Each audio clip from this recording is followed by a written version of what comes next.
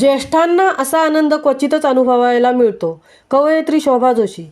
मधुबन कट्ट्यावरचे दरमहा 17 तारखेला ऐकायला मिळणारे कवी संमेलन ही काव्य आनंदाची पर्वणीच असते. अशा आनंदाचा लाभ ज्येष्ठांना क्वचितच ठिकाणी मिळत असेल, मात्र हा आनंद उरणच्या विमला तलावावर या भरणाऱ्या सापच्या मधुबन कट्ट्यावर हमखास मिळतो, असे मत ज्येष्ठ कवयित्री शोभा जोशी यांनी आपल्या अध्यक्षीय भाषणात मांडले. रायगडभूषण प्राध्यापक एल. बी. पाटील, सूर्यकांत दांडेकर, चंद्रकांत मुकादम, देवदत्त सूर्यवंशी इत्यादी प्रमुख अतिथी उपस्थित होते. अशोक जाधव, प्रियांका करपे, मिसेस क्वीन महाराष्ट्र, कवी प्राध्यापक गजानन चव्हाण, कवी प्राध्यापक चिंतामणी तिंदळे यांना सत्कार करून गौरवण्यात आले. स्वागताध्यक्षपदी प्राध्यापक साहेबराव ओहळ हे होते. सूत्रसंचालन संजय हुळकर यांनी सुरेख केले.